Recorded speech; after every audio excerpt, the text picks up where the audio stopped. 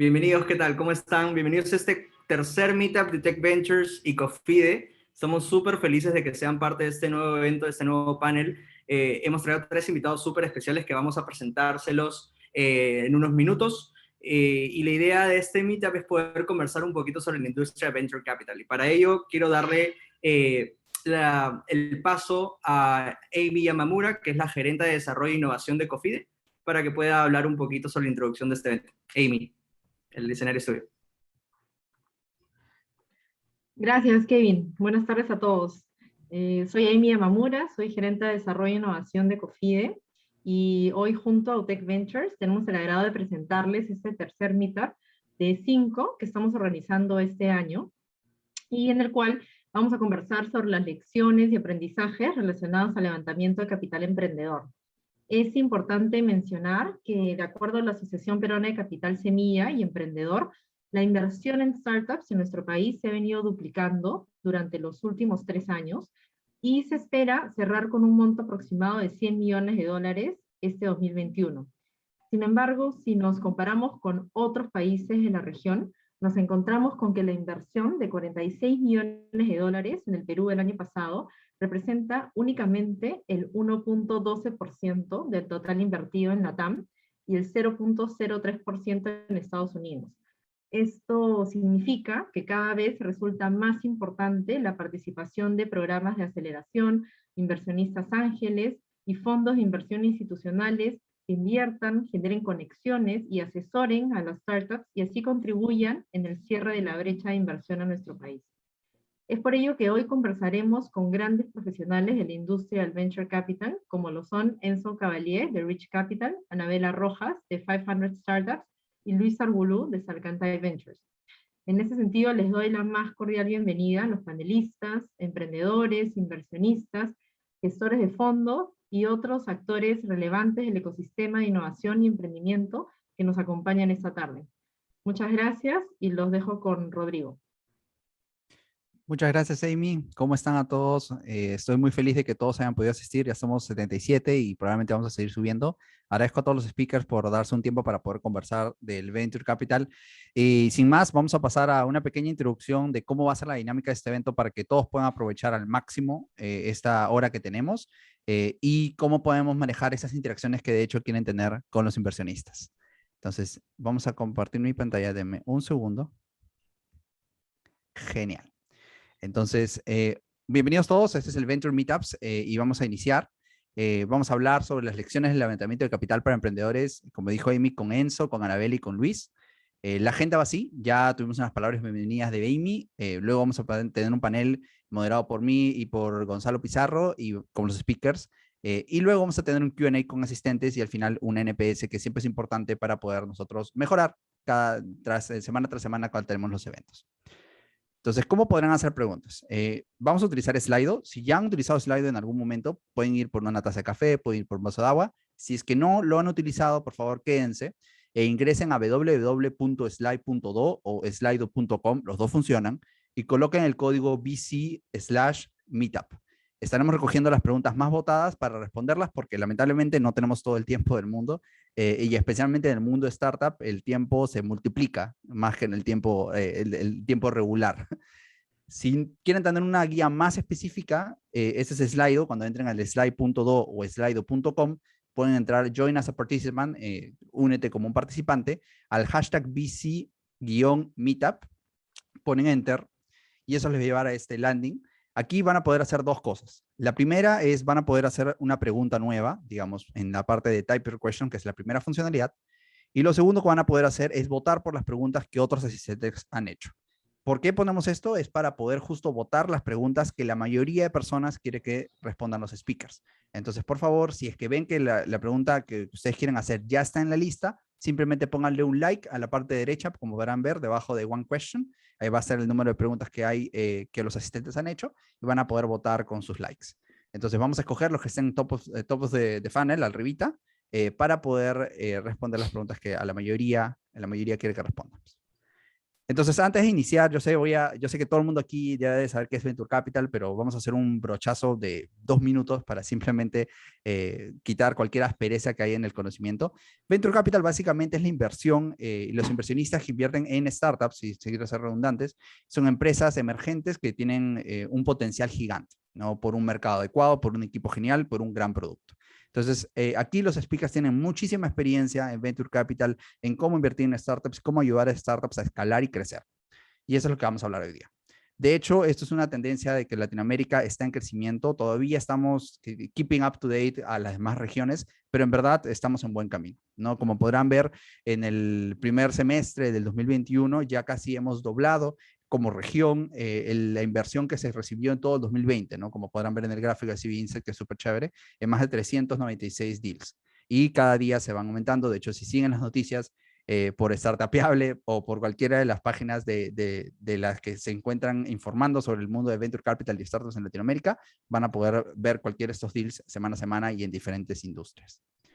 Claramente, igual siempre hay top deals, y en Latinoamérica hemos tenido estos top 5 deals en el segundo quarter del 2021, ¿no? C6 Bank, que es una fintech, Nubank también, Kavak, que recientemente ha logrado tener recientemente entre comillas, ¿no? Para el mundo startup ya es bastante tiempo, pero recientemente ha logrado tener este título de unicornio. Evans, que también es fintech, Quinto Andar, que es PropTech, y Block One, que incluso está involucrado en la parte de cripto, blockchain y todo lo involucrado con la descentralización. Entonces, en verdad, son deals súper interesantes, son deals que muestran bastante qué es lo que está pasando en Latinoamérica, pero igual les animo a que puedan seguir investigando. Esto es simplemente, como les dije, un brochazo de lo que ha estado pasando en los últimos meses, semanas en Latinoamérica. Y claramente, lo que vamos a hablar hoy día es Venture Capital. No podría irme a presentar a cada uno de los speakers sin mostrarles un pequeño también brochazo de cuáles son los fondos de inversión que están en la región. De hecho, conocen un montón de estos. Algunos tienen presencia en Perú, algunos tienen presencia en otros países, pero lo que quiero que se lleven es que aún así su central, entre comillas, su HQ está en alguna zona, algún país de estos.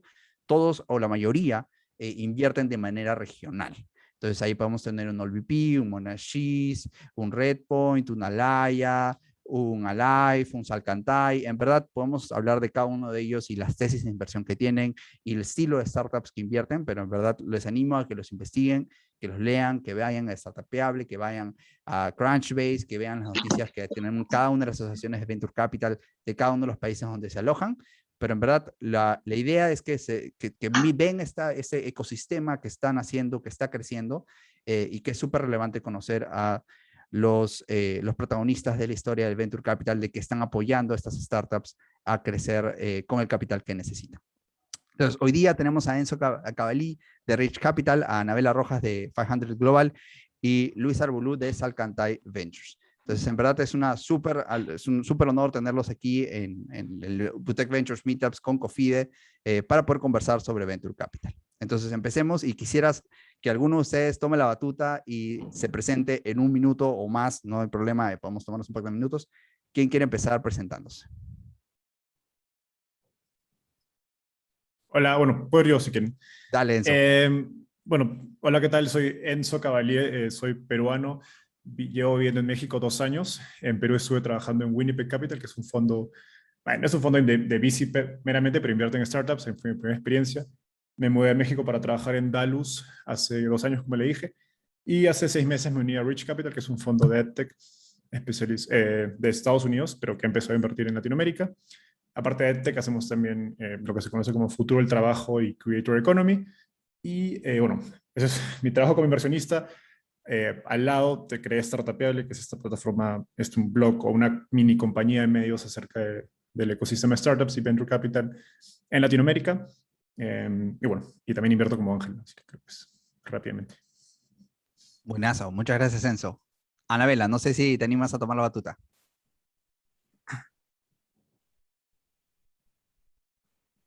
Bueno, hola a todos, bienvenidos. Mi nombre es Anabela Rojas y soy parte del equipo de 500 Global, anteriormente llamado 500 Startups. Acabamos de pasar por un rebranding, cambio de logo, cambio de imagen, y somos de los fondos de capital de riesgo más grandes a nivel mundial, igual que de los programas de aceleración más reconocidos.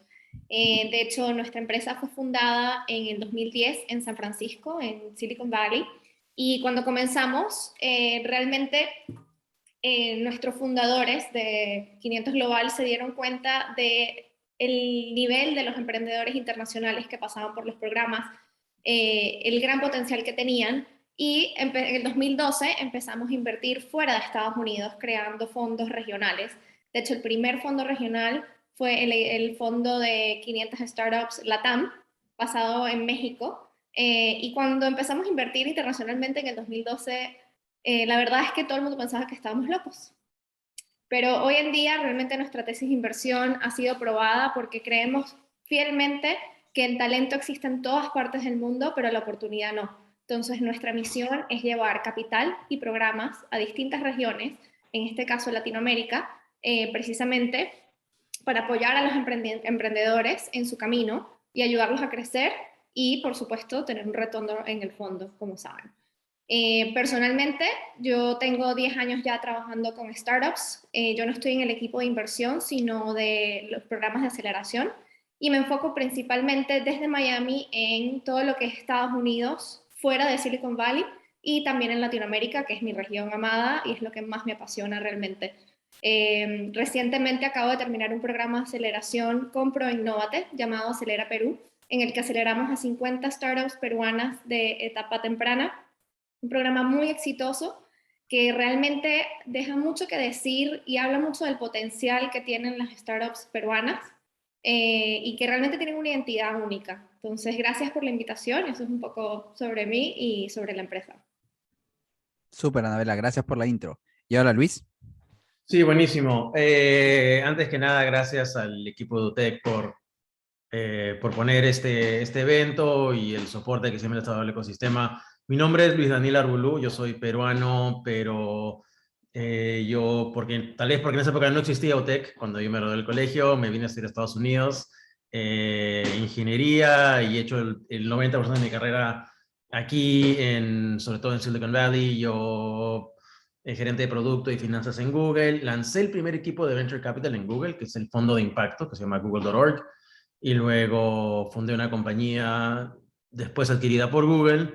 Y luego fui director general, managing director del fondo de Samsung, Samsung Next, que es el fondo de early stage de Samsung, donde hicimos inversiones en compañías desde IoT, seguridad digital, fintech, con varios exits. Yo regresé por un tema de familia al Perú el 2015, donde de verdad nunca había vivido de adulto. Fundé una compañía que es Certica, que es compañía, o se llama un Endeavor, soy un Endeavor Entrepreneur. Endeavor creo que es una de las patas más importantes en lo que es emprendimiento en Latinoamérica, y tengo la suerte de también ser miembro del directorio de Endeavor, Endeavor Perú. Hace 2 años lanzamos Salcantay. Salcantay es un fondo de 25 millones enfocados en Spanish Speaking Latam, sobre todo la región andina, Perú, Colombia. Estamos invirtiendo muy fuerte en lo que nosotros llamamos la brecha. Y para nosotros la brecha es la oportunidad en educación, en acceso a servicios financieros, en acceso a servicios de salud, y todos con los startups atacando esa brecha de manera digital. Hasta ahora hemos hecho 9 inversiones en Perú, en Colombia, en Chile, en emprendedores bolivianos. La mayoría de las empresas ya han tenido varias, o no una, sino también varias rondas de inversión subsiguientes. Y aquí la suerte de haber coinvertido con Enzo en una de nuestras startups que irónicamente está en Miami, donde me encuentro yo el día de hoy de casualidad. Y en verdad yo vivo en el Bay Area, pero esta semana estoy en Miami, así que aquí todos tenemos una conexión bien interesante. Buenísimo, buenísimo, buenísimo. Qué grandes noticias y qué chévere que hayan podido convertir en el mismo panel. Genial. Entonces, ahora, de hecho, yo sé que tenemos poco tiempo, así que vamos a ir a la carne, a las preguntas exactas, y esas preguntas que yo sé que los asistentes quieren escuchar. Lo primero es, ¿qué tendencias de Venture Capital en LATAM han visto desde sus instituciones en este último semestre del 2021? ¿No? De hecho, ya estamos un año y un poquito más, yo no voy a decir 2 años porque no quiero creer que el 2021 ya se está acabando, pero ya pasamos la época de la transición a la pandemia, y ya estamos en una situación diferente, ¿no? De todas las industrias se ha modificado y muchas de ellas han explosionado en toda Latinoamérica. ¿Qué tendencias ustedes ven en Venture Capital, y qué se está invirtiendo, qué no se está invirtiendo, qué está pasando en este último semestre? Y no sé si queremos empezar tal vez de regreso. Comenzamos contigo, Luis, y de ahí vamos con Anabela y después con eso. Dale, perfecto. Y puse en el chat un blog post que hice hace ya un poco más de un mes o mes y algo, en el que voy con mucho de esa data. Y lo que dices, lo digo que es muy interesante, porque creo que hay dos mundos, llamémosle el ACDC, ¿no? Pero es antes de COVID, después de COVID. Eh, y lo que ha pasado en los últimos, digamos, año y tantos es una explosión, pero lo que ha habido es una explosión, digamos, casi coordinada en todas las etapas. Es decir, del lado que yo lo he visto, yo siendo más que nada VC en Silicon Valley, siempre ha habido inversiones tempranas en Latinoamérica, ya sea con programas de gobierno, seed investors, amigos y familiares. Entonces siempre ha habido emprendimiento en Latinoamérica. Eso es lo que siempre ha existido, pero venture no había. Lo que se empezó a desarrollar hace ya varios años, que en los últimos, digamos, 3 años, por ya llegó cierta madurez, son los fondos de VC de etapa temprana en Latinoamérica. Desde los NXTPs, los DALUs, AllVP, Monashis, etcétera, etcétera, que empezaron a tomar esas rondas ya Series A, liderar con un modelo más formal, con partnerships, etcétera, etcétera, pero no había nada más. Y ellos se tomaron el riesgo. Tú ves las empresas como Clip, por ejemplo, ¿no? Clip de repente es un unicornio, pero Clip tiene creo que 9 años de existencia, habiendo levantado capital de Ignia, de Alta, Dalus, etcétera, etcétera. Entonces se había quedado ahí. Lo que ha pasado en los últimos año y medio, 2 años, creo que son dos cosas. Uno, llegaron los megafondos. Y los megafondos desde, bueno, Tiger, SoftBank, GA, que antes hacía private equity tipo Nexus Group, ahora hace tech. Entonces, de repente hay muchísimo más capital más arriba y ese gap del medio se empezó a llenar sobre todo con fondos de Estados Unidos, fondos globales, ¿no? QED, que es un fondo global de fintech, que es ultra activo en el espacio de Latinoamérica. Reach, que, bueno, con nosotros, Enzo puede contar, antes Reach era un fondo global de EdTech, creo que no hizo ninguna en LATAM hasta este año, empezó a hacer EdTech de LATAM, entonces esta oportunidad está siendo llenada por fondos globales. Y luego, algo que nunca existió en LATAM, es al lado final. Han empezado a haber muchos exits. Estas mega rondas se han convertido en consolidaciones. Hace poco, Justo compró a Freshmart en Perú, por ejemplo. Hace un par de años con, Rappi compró a Dilo, han habido muchos M&As que no se han anunciado dentro de ese mundo, con dinero de SoftBank, dinero de GA, dinero de Tiger, y ya han empezado a haber más SPACs. Justo hoy estuve con un grupo que ha hecho como 4 SPACs para LATAM. Ha habido IPOs, el de D-Local, que salió a 6 billion, ahora vale 18 billion, entonces ya hay mucho más capital y solamente una cadena que está funcionando en todos los segmentos, que es algo que nunca se había visto. Y ha pasado, Venture Capital tuvo un auge en el 2000, tal vez yo soy el más viejo acá, pero yo estaba alrededor del 2000 cuando habían las mega launches en fiestas en Miami, cuando lanzó Star Media, cuando lanzó Patagón, se gastaron un montón de plata y ninguna empresa existe hoy, ¿no? Mercado Libre es el gran sobreviviente y mira dónde está ahora, ¿no?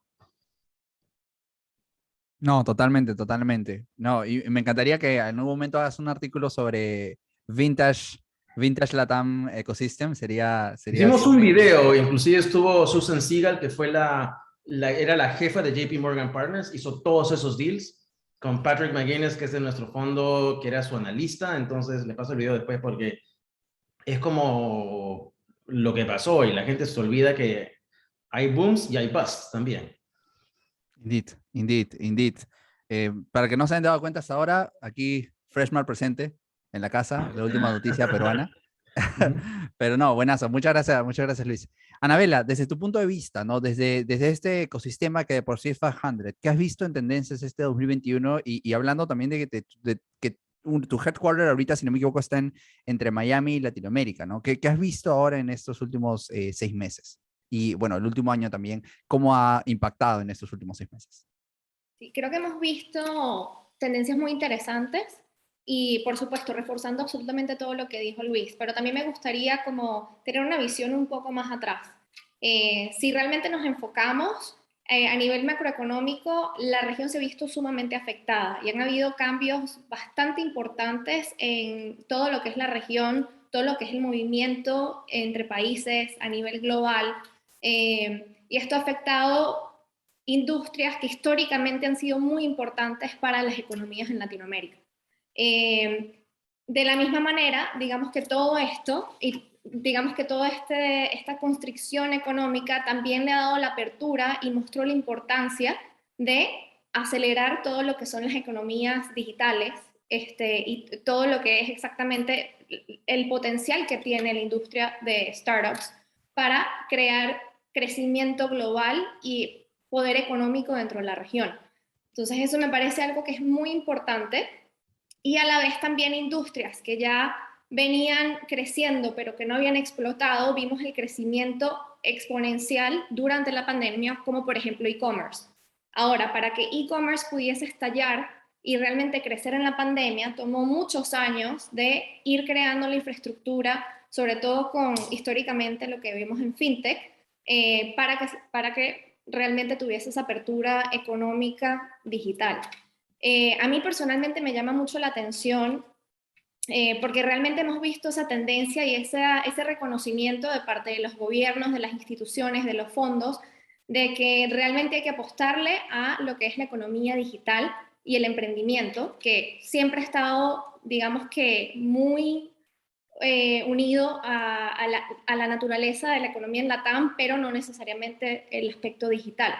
Y de la misma manera, a mí personalmente me llama la atención que, a pesar de que el nivel de riesgo ha aumentado, el capital en la región ha crecido muchísimo, y lo vemos, por ejemplo, con las cifras que compartiste, Rodrigo, de que en el capital que se ha movido en la región desde el año pasado ha sido un crecimiento de 70% en lo que va de año, comparado con el año pasado. Entonces es una tendencia bien interesante, y al igual que también la apertura de nuevos fondos, como por ejemplo en 500 Global, este año estamos levantando el fondo de Luchadores 3 del equipo de Latinoamérica, que invierte en Latinoamérica hispanohablante, y el BID invirtió 17 millones en este fondo, el Banco Interamericano de Desarrollo. Entonces esto también nos dice cómo hay bastante cohesión en unión hacia dónde va la región, y creo que eso es algo que digamos que estaba en la mente de todos anteriormente, pero ahora se ha transformado en prioridad y se ha ejecutado de una manera bastante táctica,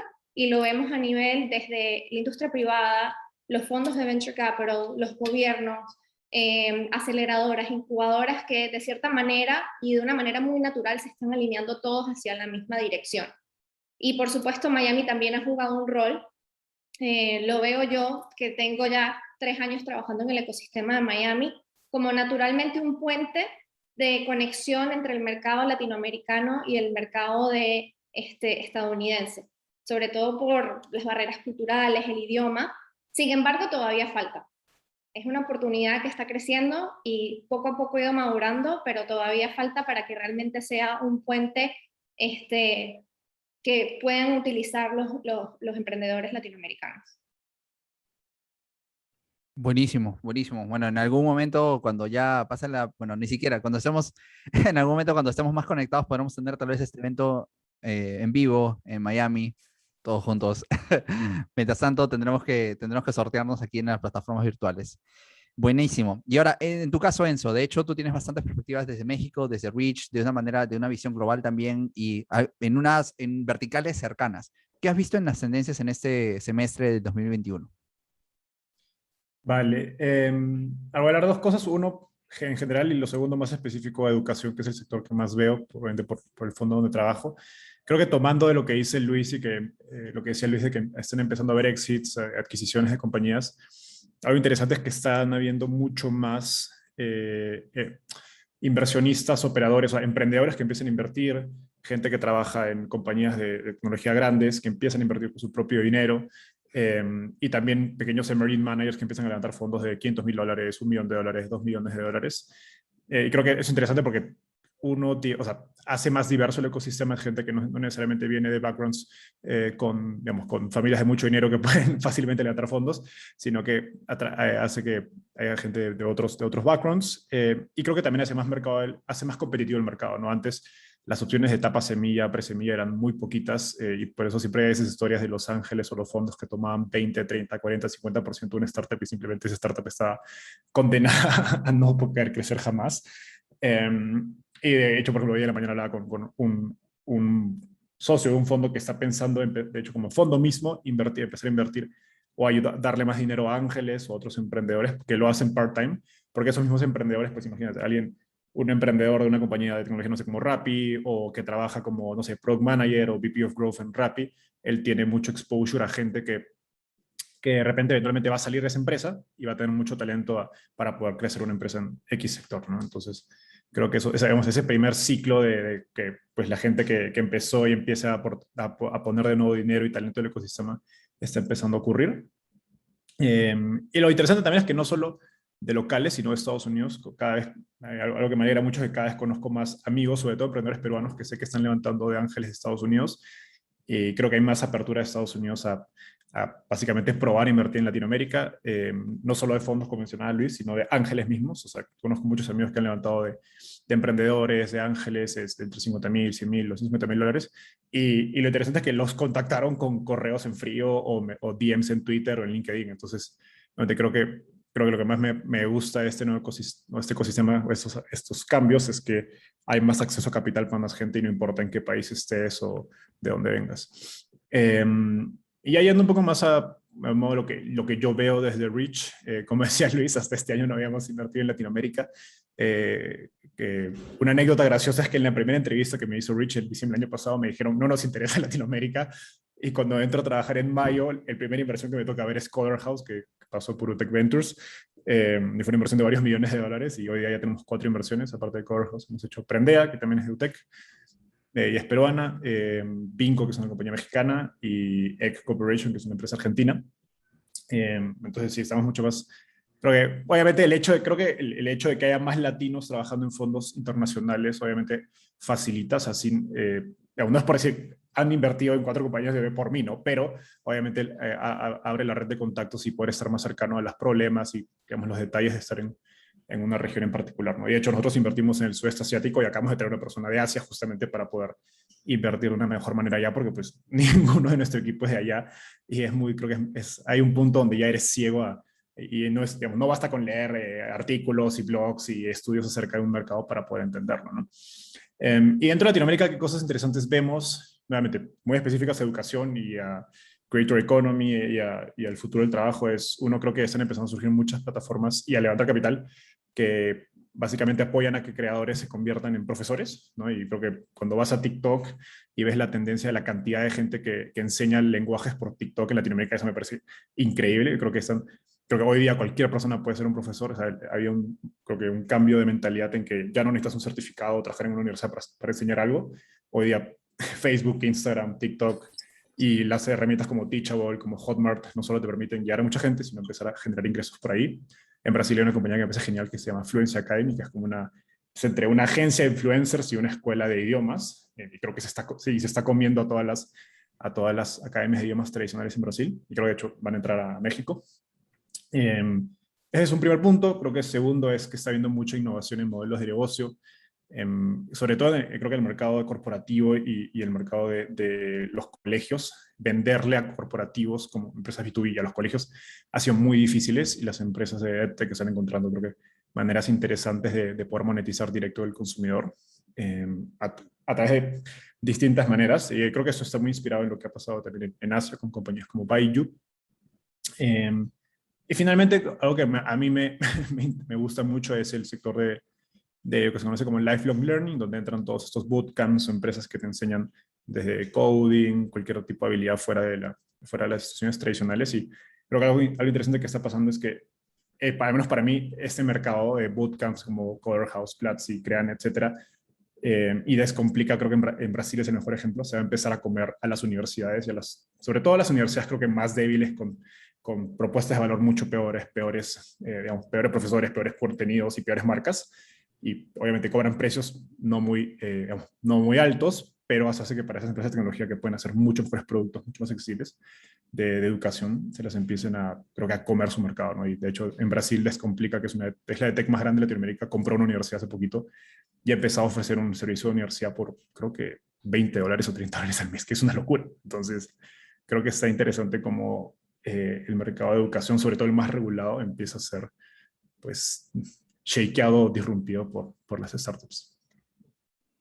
No, bravazo, bravazo. Me encantó lo que mencionaste, especialmente la democratización que hay de inversionistas. Creo que es algo que en general es un gran tip para todos los fundadores y fundadoras que están aquí en la llamada.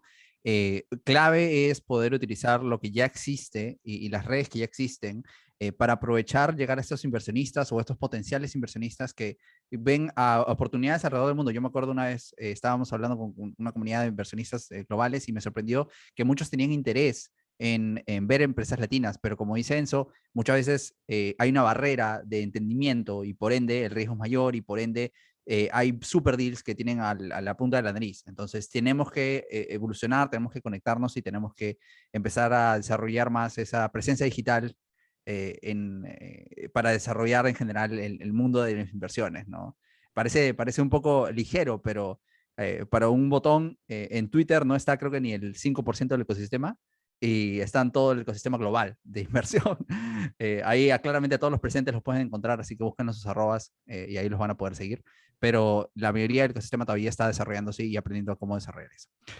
Ahora sí, pasamos a las siguientes preguntas, y de hecho sé que hay poco tiempo, entonces vamos a andar a esas súper críticas. Anabela, quería preguntarte, ahora que estás viendo 500 en 500 Global, ¿qué criterios o qué evalúan en una startup que tal vez quiere entrar a Estados Unidos y que quiere escalar en la región? Excelente pregunta, Rodrigo. Esto lo vemos mucho en nuestros programas, ya que por supuesto somos una marca global. Y voy a usar como ejemplo el programa Acelera Perú, porque además es sumamente relevante al mercado peruano. Y muchas de las cosas que estábamos viendo, yo lideré este programa y también el proceso de selección. Creo que al final del día lo más importante es el mindset, es la mentalidad del emprendedor. Ese es el factor más crítico, al igual que el equipo. Entonces, eso es en lo que más nos enfocamos durante el programa de selección, ya que el resto todo se puede trabajar a través de coaching, de programas, de metodologías y de aprendizaje. Entonces, creo que lo primero es eso, tener esa base del equipo y tener esa mentalidad y esa hambre de crecer. Para escalar y para entrar al mercado americano, por lo menos lo que nosotros y la metodología que recomendamos en nuestros programas es, lo primero es, encuentren un nicho en su mercado local. Esto es sumamente importante para que de esta manera encuentren product market fit. Ya cuando tienen tracción y prueban y pueden demostrar que tienen esa validez y que tienen ese crecimiento, va a ser sumamente importante para el desarrollo del producto y del mercado, pero también para atraer inversionistas y para empezar a crear ese plan de crecimiento de cómo pasan de ser una startup de solamente un equipo pequeño a ir creciendo a través de la contratación. Y de hecho, nosotros tenemos un poco esa filosofía anti-VC de primero asegúrense en la atracción, en tener los unit economics y que los números hablen por sí solos para atraer el capital inteligente y capital que está alineado con su plan de crecimiento. Entonces creo que esa es la primera parte. Y lo segundo es precisamente esa mentalidad de cómo escalar. Es muy importante ser emprendedores sofisticados. Y la analogía que a mí me gusta utilizar es cuando entra en un programa de aceleración como por ejemplo 500 Startups, como Y Combinator, es el equivalente a ser un atleta profesional en un equipo de béisbol, por ejemplo. Entonces, les recomendamos a los emprendedores que lo traten de esa manera. Todos los aspectos de su vida tienen que estar alineados. Es muy importante que cuiden desde su estilo de vida a cómo se preparan ustedes, qué libros leen, qué blogs leen, cómo se van educando, qué metodologías están implementando. Afortunadamente, y esto está muy relacionado a lo que es educación en línea, hay muchísimos recursos que están disponibles y gratuitos. Entonces, que lo utilicen como una herramienta para sofisticarse más, porque además es algo en lo que realmente es una oportunidad para el emprendedor latinoamericano que tiene buenos instintos y tiene esa naturaleza de emprendedor, pero capaz históricamente no tuvo los recursos y acceso a las metodologías. Y la tercera parte es un plan de expansión. Una de las, digamos que, retos dentro de Latinoamérica es cómo escalar dentro de una región que tiene sistemas distintos, sumamente complejos, a pesar de que comparten el idioma, a nivel legal, a nivel económico, a nivel de las leyes locales. Entonces es tener esa estrategia y esa visión de cómo van a ir creciendo una vez que tengan el product market fit en su mercado local Y no necesariamente es expandir a los países vecinos, capaz es Miami, capaz es España, capaz son simplemente en otros idiomas. Entonces creo que es muy importante eso y tener esa visión desde el principio de cuál es el plan para escalar más allá de su país local. Buenísimo, buenísimo. Muchas gracias, Anabela. En el caso tuyo, Luis, en el contexto de que ustedes invierten en un ecosistema emergente que es Latinoamérica, ¿qué criterios toman como inversionistas regionales al invertir en una startup? Justo ahora que me estás mencionando que has justo coinvertido con Enso. Sí, lo que buscamos son, bueno, hay, digamos, lo que uno ve como no sé, no vamos a llamarlo checklist, ¿no? Pero lo que la gente siempre va a ver, la calidad del equipo, la atracción que tienen, el atractivo del mercado. Pero lo que vemos nosotros, tal vez sea más de Salcantay, es el potencial de impacto que tiene esa solución. Porque nosotros, y es más nuestra filosofía de inversión, vemos que en vez de tratar de competir, digamos, por un mercado muy pequeño, de élite, lo que hay una oportunidad gigante es dónde estás compitiendo en un mercado más, llamémosle un greenfield, donde a través de tecnologías a poder llegar a más gente con, no sé, digamos, entrenamiento, yendo a algo que decían, ¿no? Entrenamiento de skills para temas de tecnología, para temas ¿cómo se llama? De trade, como un técnico superior. Entonces, ¿dónde puedes llegar en donde la otra opción es alguien que no está llegando digitalmente o tiene un mal producto, un mal proceso? Entonces, ¿dónde estás compitiendo y cuál es tu edge ganador? Me encanta lo que dijo Anabela, porque también vemos que mucha gente empieza, y porque el peruano es un mercado pequeño, ¿no? Que dice, me voy a ir a México mañana, pero se va a México mañana sin haber, no sé cómo se dice en castellano, nailed, sin haber ya pensado y arreglado todo bien en Perú y salir hacia México con una posición ganadora, no una posición de no sé cómo hacerlo ni en Perú ni en México. O sea, tú vas a subir tu complejidad por 2. Haz las cosas bien, luego expande, ¿no? Se dice nail it, then scale it, ¿no? Hazlo, entrénalo bien, conoce tus métricas, conoce tu proceso de venta y de onboarding y de retención, y de ahí levanta capital, porque si no tienes eso bien armado, cuando levantas capital, capital es como gasolina. Si lo pones en un motor, te acelera. Si lo tiras en una fogata, se va a quemar así nomás. Tienes que saber cómo manejarlo.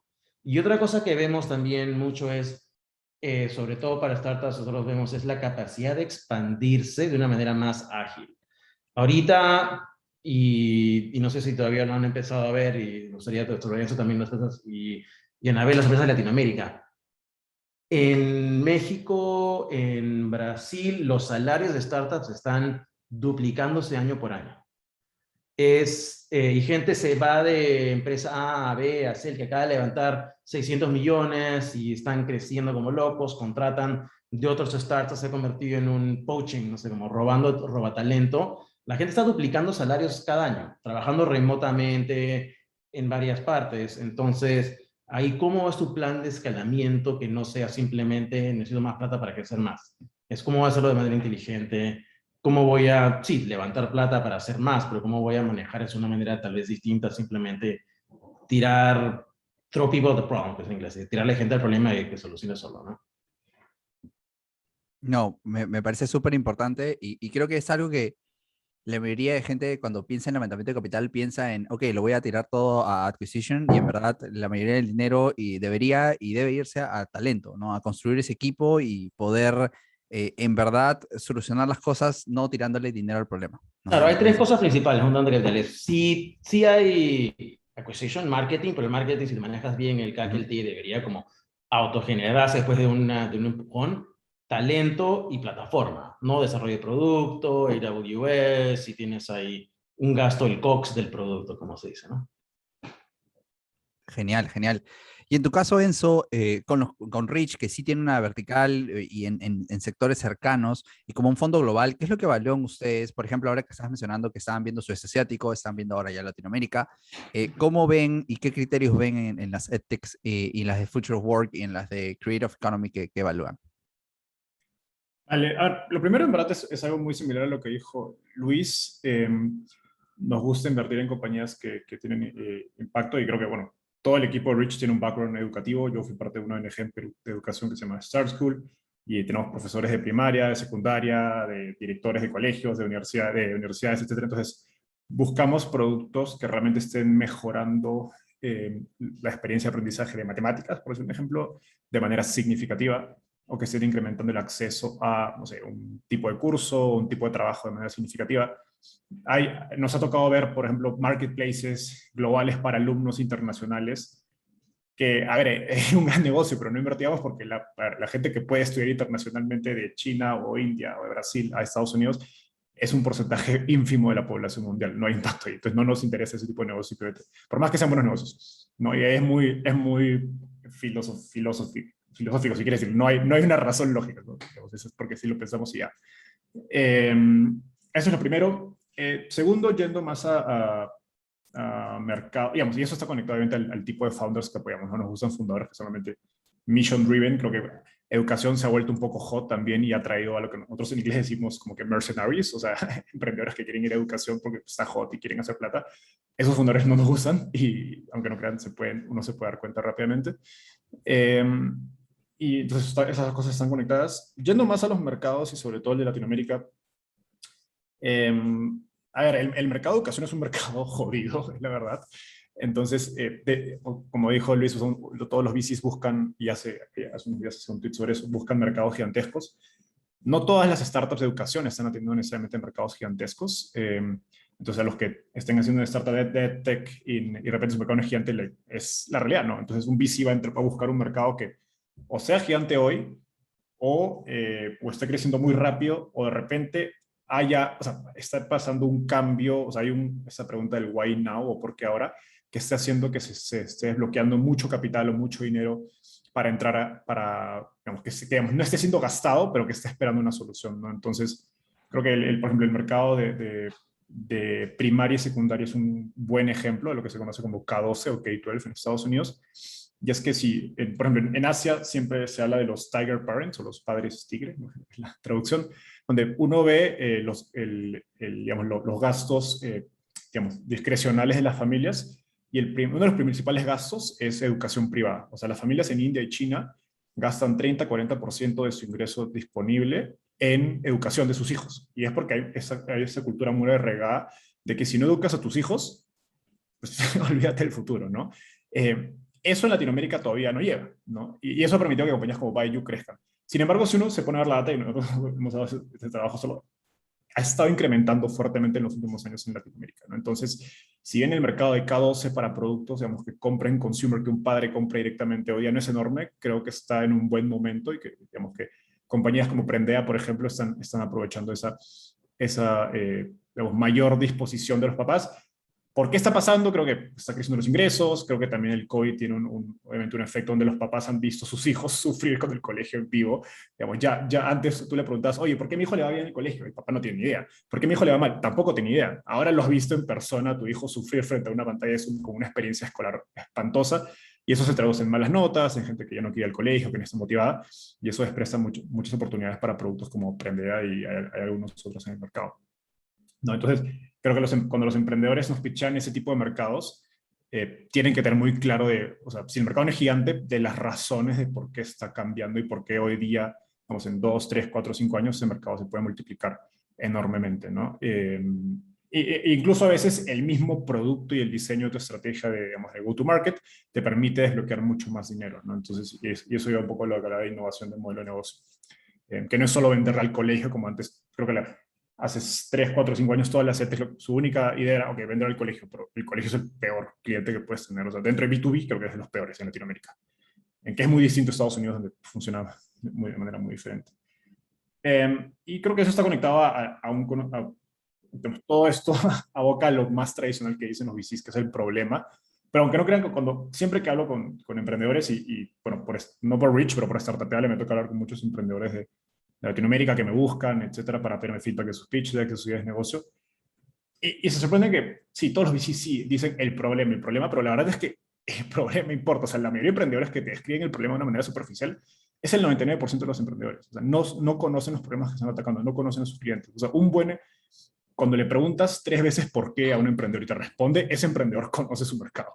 y aunque no crean, son muy poquitos. O sea, es solo con darse el trabajo de verdad de explorar su mercado, de salir a la calle a tocar las puertas. O sea, creo que pueden hacer mucho, mucho, y eso los VCs lo identifican. Y nuevamente, no es porque el VC no va a invertir porque le escribiste bien el problema, sino porque en el proceso de explicar e investigar tu problema, le estás demostrando al VC que eres una persona que piensa bien y que está dispuesta a hacer el trabajo de meterse al barro para entender ese problema, ¿no? Y la semana pasada, o hace 2 semanas, entrevisté a una startup colombiana que se llama 30, que me gusta mucho, que son emprendedores españoles, ¿no? Y ellos están haciendo una aplicación para microempresarios, o sea, no para pymes, sino para microempresarios, gente de bodega que básicamente con una app puede manejar las finanzas de su negocio. Y él me decía, sí, o sea, los microempresarios como que utilizan lápiz y papel para llevar sus cuentas. Y le digo, oye, pero oye, eso lo saben todos los latinoamericanos que han ido a la esquina a comprar una bodega. ¿Por qué unos españoles tienen un insight acerca de ese mercado y están creciendo tan rápido, ¿no? Y en el podcast que bueno, va a salir unas semanas, él explica qué cosas se dio cuenta. O sea, y unos españoles tenían mejores insights de ese mercado que el latino, ¿me explico? Entonces, eso te demuestra que creo que es cuestión de golpearse la cabeza para entender bien. O sea, no es que la gente, o que las pymes, o que la gente necesite tecnología de pronto. O sea, hay una razón por la que no lo están utilizando. Y solamente son pocas personas las que llegan a entender esos insights profundos y pueden, pues, de pronto como 30, que tiene 1 millón de usuarios en menos de un año. Buenísimo, buenísimo, buenísimo. De hecho, aquí ya llegamos a un pequeño break. Creo que Kevin va a intervenir ahorita justo para compartir por el chat el link de las preguntas. Y aquí le doy el pase a Kevin y a Gonzalo. De verdad, muchísimas gracias, Enzo, Luis y Anabela, por todo responder las preguntas. Y ahora vamos a continuar, pero de hecho vamos a pasar al siguiente moderador. ¿Están ahí? Kevin, Gonzalo. Hola, ¿qué tal? Acá estoy, Gonzalo. Bueno, muchas gracias, Luis, Enzo, Anabela, por todos los consejos, por todas sus perspectivas en el ecosistema, tanto local como regional. Y solo para recordarles que pronto ya vamos a estar con el Q&A de los asistentes. Utilicen por favor la plataforma de Slido. Estamos recolectando todas las preguntas ahí y las más votadas seremos las que vamos a estar compartiendo con el panel que nos acompaña hoy día, ¿no? Entonces, un poco ahora ya hemos conversado sobre las, digamos, perspectivas del ecosistema y cómo ustedes están trabajando, ya sea desde 500 Global o Salcantay o Reach, el tema de las inversiones. Sí me gustaría quizá empezar ahora poniéndonos en el zapato de los emprendedores cuando van hacia un venture capital y tal vez empezar contigo, Luis, sobre cuál has visto tú que es el mayor reto o los 2 mayores retos que tienen los emprendedores al levantar capital, ¿no? Es decir, cuando haces un sourcing y ya te reúnes con el emprendedor, ¿cuáles crees que son los grandes aprendizajes que se llevan de presentarse por primera vez a un VC y qué cosa crees que es lo que principalmente deben modificar al momento de acercarse a un VC para levantar exitosamente una ronda, ¿no? Si nos puedes comentar 1 o 2 de los más grandes retos que tú has visto. Sí, yo diría no tanto es el qué, pero voy a ir 2 cosas. Uno es el cuándo, no es saber cuál es el rol de Venture Capital dentro de la cadena de levantamiento de capital.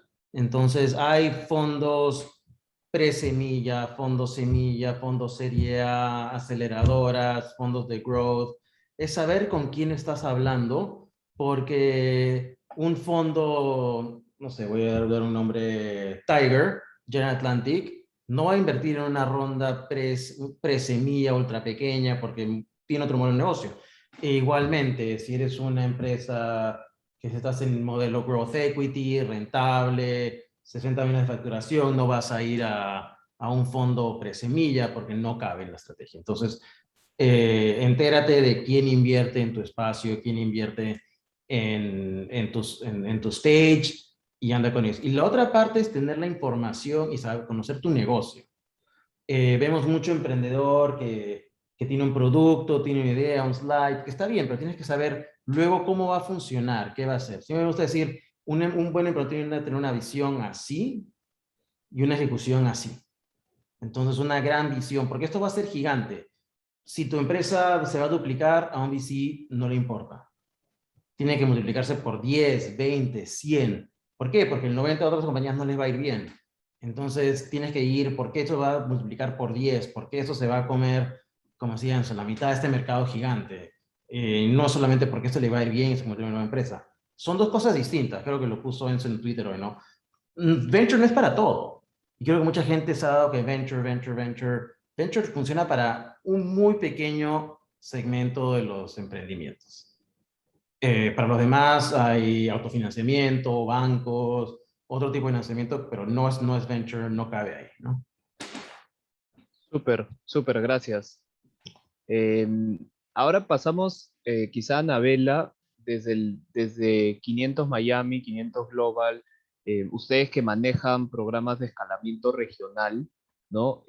Sí nos gustaría saber, y quizá al público, qué es lo que ustedes sienten, ¿no? Que las startups y los founders valoran más en adición al capital que pueden obtener de una aceleradora o de un early stage al momento de estar en esta etapa de crecimiento, ¿no? Digamos, este capital inteligente o smart capital que se habla mucho en el ecosistema, ¿cuáles son los uno, dos o tres grandes valores añadidos que da un inversionista en esta etapa donde está 500 Global, ¿no?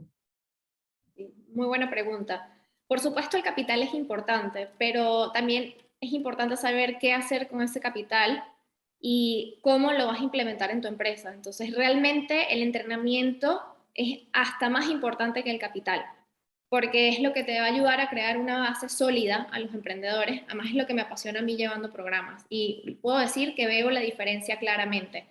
Eh, Entre las cosas más importantes es entrenamiento a nivel de cómo crear procesos y metodologías que ayuden a llevar el negocio de una manera profesional desde una etapa muy temprana.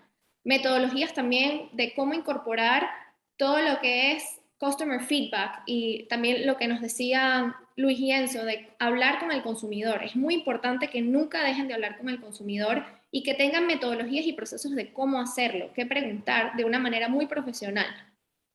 Lo tercero creo que es growth coaching.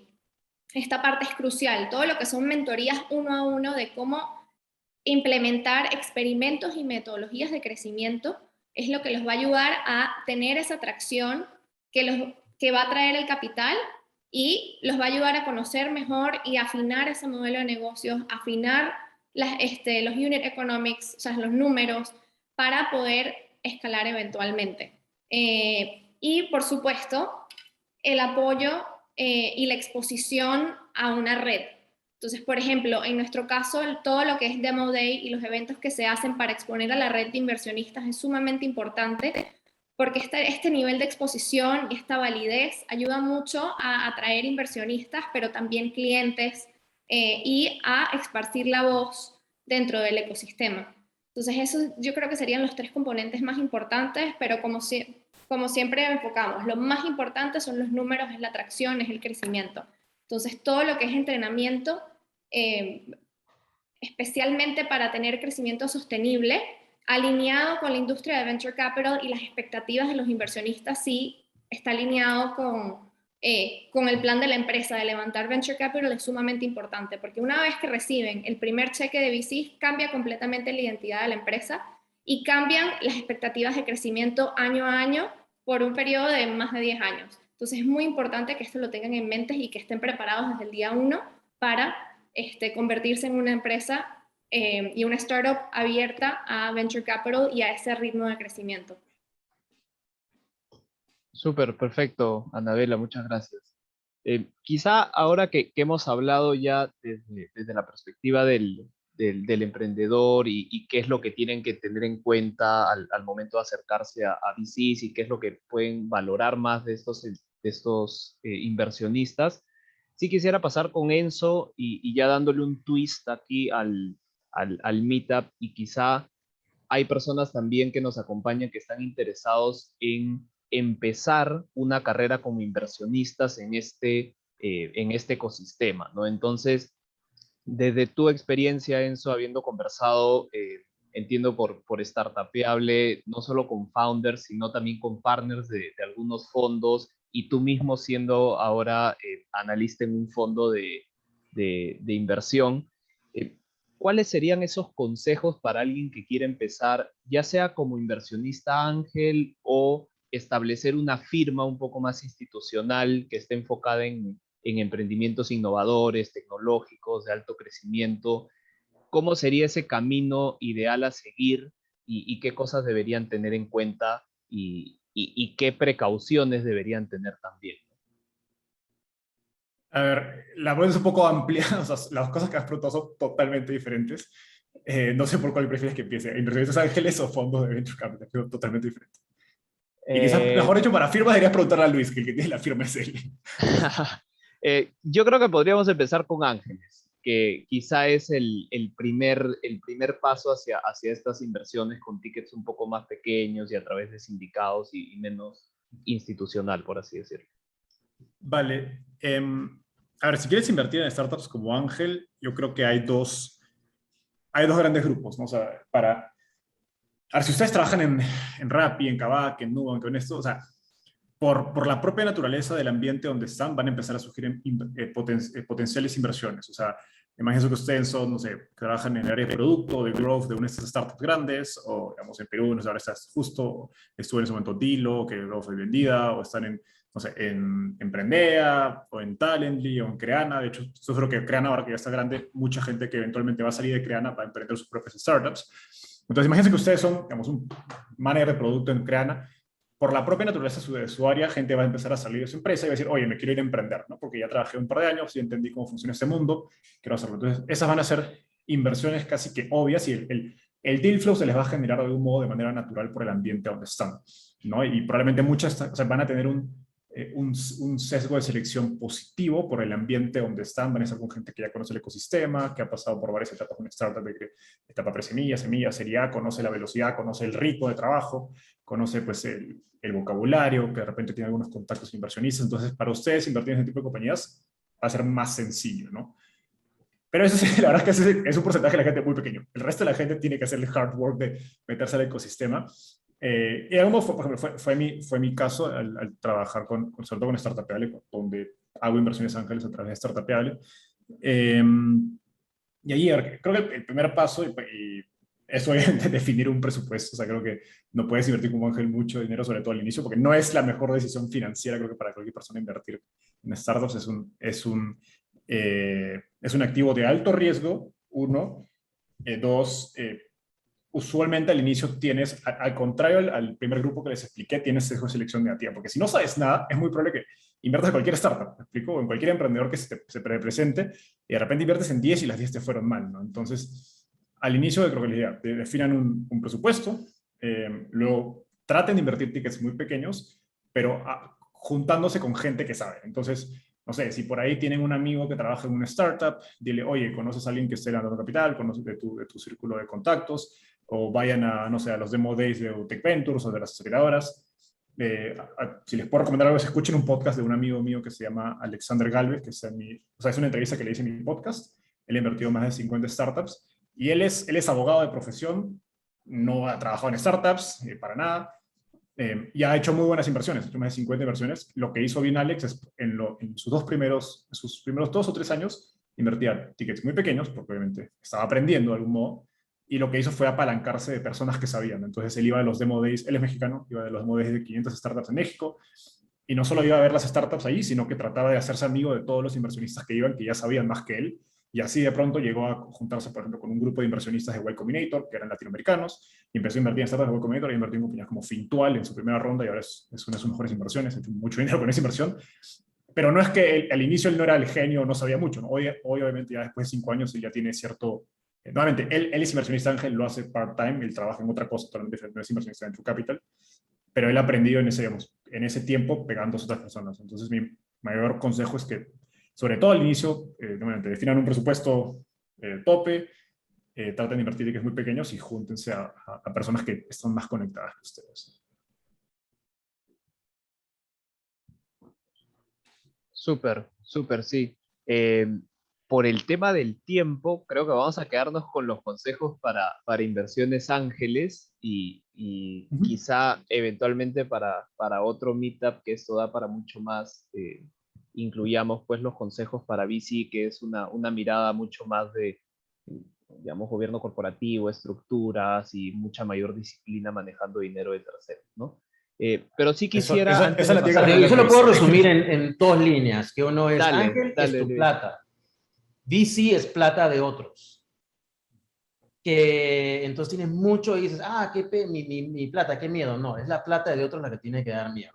Porque es plata que viene con expectativas, Yes. condiciones. Entonces, el nivel de responsabilidad, de due diligence que tienes que hacer es otro nivel porque tienes un gobierno corporativo también encima tuyo. No solamente tú en el startup, sino se llaman los LPs encima tuyo. Súper, sí, totalmente, totalmente.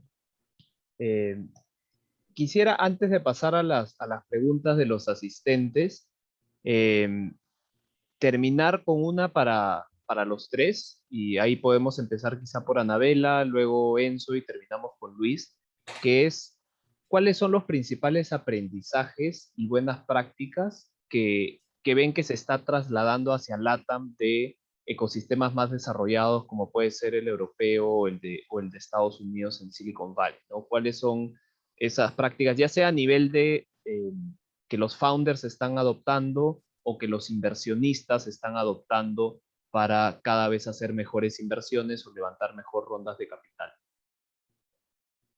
Y creo que esto también se divide entre dos. Del lado de los emprendedores, hemos visto que con la madurez del ecosistema también son más sofisticados en su proceso de levantamiento de capital, que además es la recomendación. Para los fundadores es importante que lleven el proceso de levantamiento de capital con el mismo nivel de profesionalismo y de procesos como llevan los clientes, que tengan un CRM, que esté todo listo cuando se vayan a reunir con los inversionistas, que tengan el mensaje, que tengan el pitch, pero también que tengan el data room, por ejemplo, con todos los documentos listos para avanzar.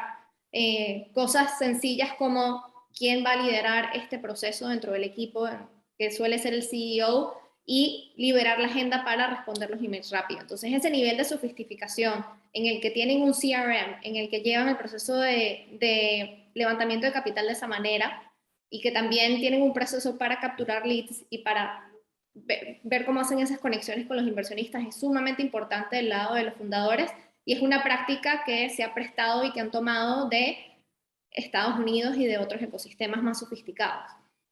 Del lado de los inversionistas, creo que también es muy importante, y otra cosa que hemos visto es esa, digamos que, importación de talento de inversionistas que puede que hayan comenzado su carrera en fondos en Estados Unidos y regresan a la región, a su país de origen, para continuar como VCs o que tienen muchos años en la industria, y también todo lo que es programas de entrenamiento y de preparación de VC. De hecho, 500 Global tiene un programa que se llama VC Unlocked, en el que entrenamos a personas con alto potencial y que tienen alto nivel de capital, pero no necesariamente la experiencia como ángeles o VCs, para cómo aprender cuáles son los mejores términos y cuáles son las mejores metodologías de inversión. Y esto es sumamente importante porque lo hemos visto también en los términos y las maneras de invertir. Como mencionaban anteriormente, antes era muy común en una inversión que un inversionista pidiera 30-40% de la inversión, pero cada vez se va estandarizando, digamos que las notas convertibles, cuál es el proceso legal, dónde debe estar incorporada la empresa, y esto es todo símbolo de que la industria está madurando y que están adoptando prácticas que son globales, que se ha probado que han funcionado en la industria. Y aún así, con eso yo hago una nota de que siempre es importante modificar y adaptar a los mercados locales, y también encontrar, digamos, cuál es nuestro propio método y nuestra propia oportunidad como región, no solamente copiar, sino copiar lo que funciona y mejorarlo y adaptarlo a la región, que es muy distinta a otras partes del mundo.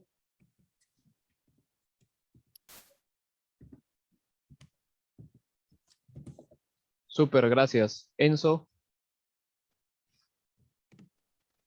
Uy, qué buena pregunta. A ver, del lado de inversionistas, creo que lo más lo más llamativo, aparte de lo que mencionaba Anabel en términos en términos, para la redundancia, de los términos de inversión, es velocidad. Creo que cada vez los VCs latinoamericanos deciden más rápido. Hace pues, un par de años, 3 años, veías a los VCs locales, se demoraban 3, 4, 5 meses en dar esa respuesta. Si es que te dan una respuesta, a veces nunca te la dan. Y de hecho, algunos VCs se han hecho mala fama justamente por eso, porque nunca dan respuestas. Creo que no sé si es que, no sé si son aprendizajes o buenas prácticas de otras regiones, sino creo que es la misma competencia del mercado. O sea, los mismos VCs de algún modo están compitiendo entre ellos. O sea, así como las startups de fintech compiten, no sé, los bancos digitales tienen que ser más rápidas en atención al cliente, mejores tasas de interés, mejores tarjetas, whatever. Lo mismo pasa con los VCs, tienen que ser más competitivos en su velocidad de decisión, en los términos que ofrecen de evaluación, de tamaño de ronda, de los términos de control sobre la empresa, etcétera, ¿no? Entonces, bueno, lo principal es velocidad. Me gusta ver cada vez más VCs que están decidiendo en menos de un mes. O sea, y en Estados Unidos, o sea, a mí personalmente me toca ver a veces tomar decisiones de inversión o de enrich en 3, 4 días, o sea, ¿no? Y una semana, y una semana es bastante. Entonces creo que, no sé si, no creo que sea igual que Estados Unidos es rápido, pero creo que eso es bueno. Porque a fin de cuentas al emprendedor le sirve feedback, o sea, el inversionista quiere o no quiere.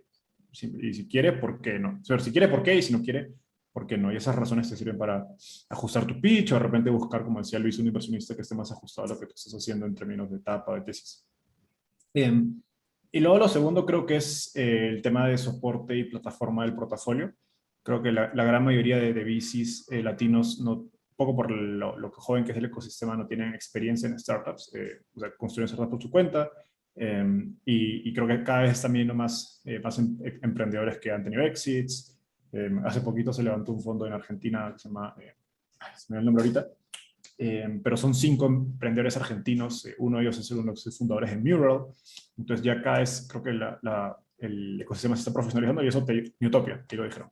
Entonces eso te ayuda porque pues, es gente con experiencia que ha hecho startups de verdad. Creo que Luis es uno de los pocos peruanos con esa experiencia, y te ayuda en muchas cosas, ¿no? No solo a reclutar talentos, saber que es un buen product manager, que es un buen growth manager, etcétera, que es una buena estrategia de go-to-market para B2B, para B2C. O sea, creo que hay muchas lecciones y aprendizajes que de algún modo son playbooks que se van aprendiendo y que, como el ecosistema es tan joven, simplemente todavía no llegan, pero a medida que hay más VCs con esas experiencias mejor, ¿no? Y creo que lo último que falta, que sí me gustaría escucharlo de Luis, es el tema de M&A y Corporate Development, que él tiene mucha experiencia y creo que a medida que llega más capital van a empezar a haber mucho más compras entre startups o empresas de tecnología y startups. Y creo que los VCs con esa experiencia como Luis van a cumplir un rol súper importante. Sí, no, gracias, Ienzo. Y creo que esa es tomando la posta, es algo que vamos a ver mucho más, consolidación. ¿No? Y no es algo que le encante a todos los VCs, ni siquiera también de Estados Unidos, ¿no? Muchos VCs de Estados Unidos incluso son más alérgicos a consolidación, a roll-up plays que los de Latinoamérica, pero lo que mencionó, creo que fue Anabel al principio, ¿no? Es como, Latinoamérica todavía siendo, no es solamente un mercado, estamos hablando sí de Latam, pero El Salvador, Chile, uno no simplemente puede crecer como no crecería en Estados Unidos de Miami a Orlando. Entonces sí, creo que vamos a ver mucho más consolidación. Hemos visto Betterfly, que lo vemos muy bien, ha comprado 3 compañías el último Q. Hugo, un exit en El Salvador de más de 150 millones la semana pasada. Vamos a ver mucha más consolidación de este tipo de players. Y algo que, bueno, lo mencioné eso, pero creo que va a ser algo que está empezando a cambiar, es no sé cómo llamarlo, reciclaje de capital y talento, ¿no? Repeat entrepreneurs, repeat investors, emprendedores que se convierten en inversores. Si uno ve el modelo de Endeavor, y acá le hago el cherry y decir Endeavor probablemente sea, creo que entre Endeavor, el BID, es la razón por la que existe VC emprendimiento en Latinoamérica, ¿no? Porque esto literalmente murió, y murió mal en el 99-2000, y ellos fueron los que siguieron ahí con las banderas, dándole a esto, y han podido crear una nueva generación de inversores locales, emprendedores que ya han hecho futuras inversiones, están regresando. En el fondo, por ejemplo, en nuestro fondo tenemos 3 emprendedores en Endeavor, tenemos 3 emprendedores que han tenido exits como LPs en el fondo. Entonces es mucha más gente que ya ha pasado por este proceso, que lo ve como una manera no solamente de participar y apoyar, pero como un activo atractivo que está teniendo muchísimo impacto en la región. Perfecto, perfecto, Luis. Muchas gracias. Y ahora sí pasamos a las preguntas del público. De hecho, tenemos dos fuentes de preguntas. Una las que hicieron al momento de registrarse y otras las que están siendo votadas en Slido. De ahí de Slido vamos a contestar las dos más votadas y también vamos a escoger dos preguntas del público, del formulario, perdón.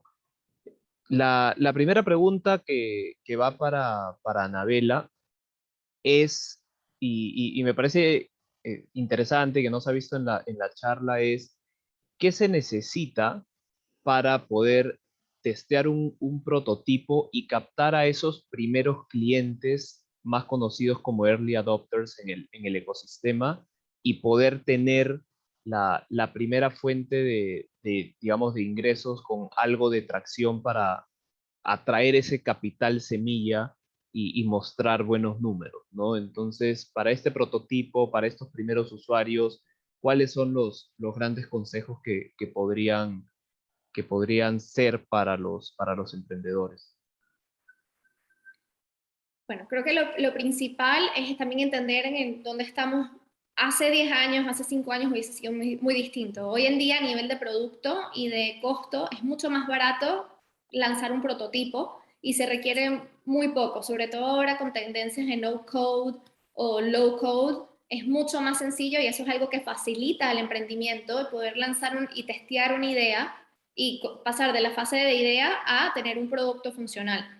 Pero para mí personalmente lo más importante de todo es cómo incorporar lo que llamamos Customer Feedback Loops, que es cómo estar constantemente incorporando el consejo y la retroalimentación del consumidor en el plan de desarrollo de producto. Y para esto es muy importante que tengan conocimientos y que se eduquen en todo lo que es la gerencia de productos, el desarrollo de productos, pero de los fundadores sobre todo, estar hablando con sus potenciales clientes constantemente y no parar.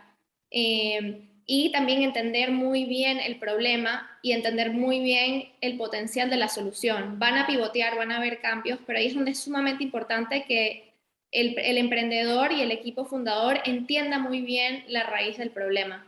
Es importante que les apasione y que de cierta manera se obsesionen con ese problema y entender cuál es el dolor que tiene ese cliente y cómo solucionarlo. Porque realmente lo que quieren tener para que sea un producto que tenga tracción y empiece a crecer para tener esos números que atraen capital, y no solo eso, sino que atraen crecimiento sostenible, que capaz es la mejor opción para hacer bootstrapping lo máximo posible antes de obtener capital. Y la clave de eso es ser una píldora painkiller que alivia el dolor y no una vitamina.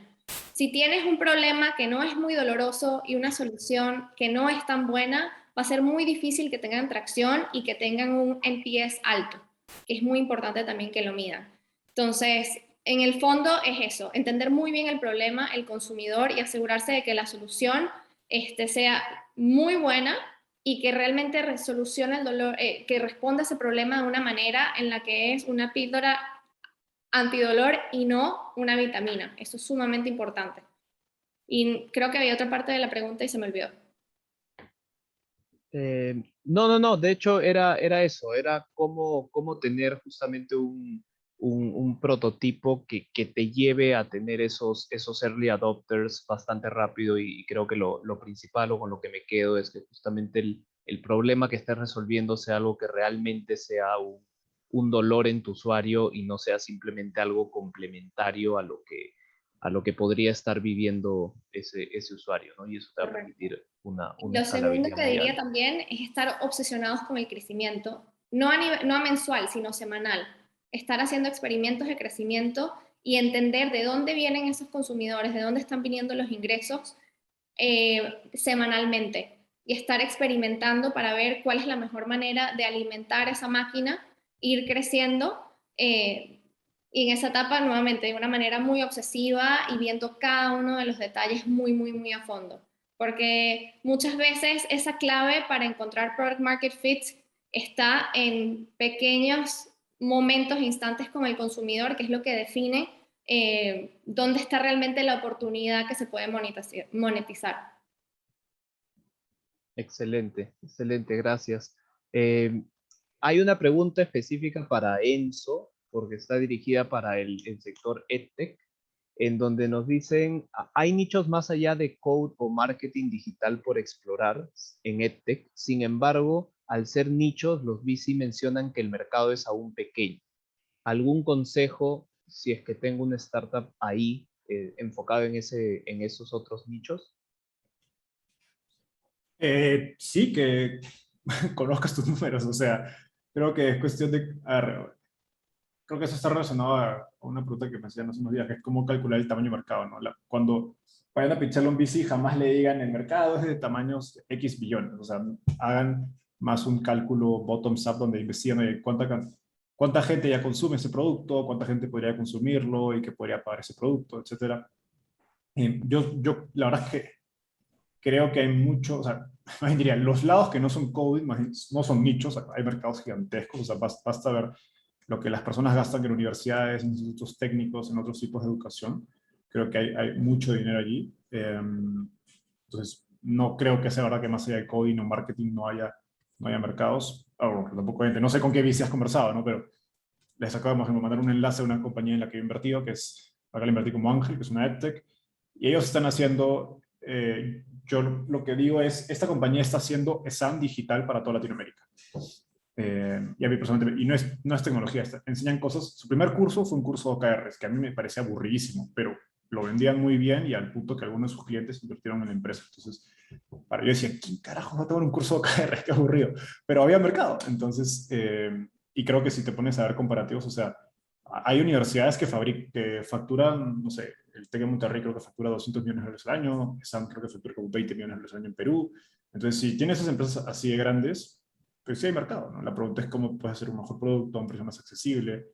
Y creo que en este caso está también muy conectado a cómo puedes desbloquear mercado que antes no existía por un tema de repente de precio, o que la propuesta no está muy clara, o que, no sé, simplemente no había acceso porque de repente, por ejemplo, para el tema de educación técnica, que creo que es algo donde hay muy poca innovación y creo que es un mercado muy grande, es que a veces, pues, por temas de CAPEX o de inversiones en activos, para poder enseñar ese tipo de profesiones, pues solo están reducidas a solo, de repente, ciudades grandes, ¿no? Entonces, pues no sé, lugares como TechSoup o como Senati solo están en Lima y no hay en otras ciudades del país, o de repente solo están en un distrito, entonces creo que puedes pensar en ese tipo de cosas como de cómo puedes ampliar tu mercado. Súper, perfecto, Enzo, gracias. Luis, la última pregunta es para ti y dicen, ¿por qué hay tan pocos fondos de VC activos en el Perú y cómo crees que se puede incentivar a que se creen nuevos fondos? Mira, al final creo que mucha gente piensa que fondo es lo que viene primero. Al final, un fondo o la industria es una derivada del emprendimiento. No, lo hemos visto que mucha gente hay que impulsar VC, hay que impulsar VC. VC no va a existir si no hay emprendedores. Entonces, ahora que estamos viendo más emprendimiento, UTech Ventures, otras aceleradoras trabajando en Perú como 500, ¿cómo se llama? Más oportunidades, más emprendedores creciendo, levantando rondas, eso va a hacer que va a haber más gente que ha visto, nosotros lo hicimos, Winnipeg, Inca Ventures, que han visto oportunidades, han creado fondos y están empezando a invertir. Pero no va a haber un fondo de VC metiendo en el Perú si no primero se crean esas oportunidades, que los emprendedores tengan esa visión de crecer. Como decíamos, no todos los emprendimientos son venture capital. Hay que saber claro qué tipo de inversión es, porque creo que una vez que levantas capital, ya es otro tipo de empresa, ya no depende solamente de ti, tienes un compromiso implícito con los inversores de ir a crecer, de no duplicar, que duplicar, si se duplica, no sé, un banco común y corriente, un BCP, un Interbank, están felices. Un banco digital que se duplica no mueve la aguja, tiene que multiplicarse por 10, por 100, triplicarse por año, el triple, doble, doble, que es como el mínimo que debe hacer una empresa en la etapa temprana, triplicar, triplicar, duplicar, duplicar. Es la manera en que una empresa se convierte en una empresa de más de 100 millones de dólares. Perfecto, perfecto, súper. Bueno, con eso, en verdad, estamos ya terminando el meetup. quisiera agradecerle a Enzo, a Anabela, a Luis por su tiempo, por los consejos, por las respuestas súper detalladas, y agradecer también a todos los asistentes, a UTEC y a todo el equipo que ha hecho posible el Meetup. Ahí creo, Kevin, nos vas a ayudar con una foto de los asistentes, así que pediría por favor que quienes puedan prender su cámara, nos acompañen en la foto para ponerla por todas las redes. Este es el tercer de 5 meetups que vamos a tener este año. Entonces ahí nos avisas, Kevin, al momento de tomar la foto, y vayamos prendiendo nuestras cámaras, por favor. Bueno, eso. Les voy a pedir que sonrían y se queden sonriendo entre 5 o 10 segundos, porque ahora estamos virtual y me voy a demorar en pasar por todas las cestas. A ver. En 3, 2, 1. Otro más. En 3, 2, 1. Uno más. En 3, 2, 1. Y la última. En 3, 2, 1. Listo. Muchísimas gracias. Gracias. Súper. Solo para recordarle a todos los asistentes, antes de dar por terminado, vamos a tener unas palabras de cierre, pero antes tenemos un Airtable donde todos los panelistas y los expositores y en verdad el público estamos poniendo los datos de contacto para que haya una sinergia en el networking de los asistentes y de los panelistas, pero esto van a poder recibirlo una vez que llenen la encuesta para el NPS, que nos den consejos sobre cómo mejorar los meetups, qué les ha gustado, qué cosas podemos mejorar para los siguientes, nos interesa mucho. Así que con esa respuesta en la encuesta, ustedes van a poder tener el link del Airtable para también tener todos los contactos ahí de las personas que hemos participado en este meetup, ¿no? Entonces, nuevamente agradezco a Anabela, Enzo, Luis, a todos los participantes, y le doy el pase a Juan Carlos Crespo, su gerente de competitividad en COFIDE, para dar las palabras de cierre del evento. Muchas gracias. Gracias, Gonzalo. Gracias a todos por su atención, por su interés en estar en estos meetups que estamos tratando de impulsar desde COFIDE.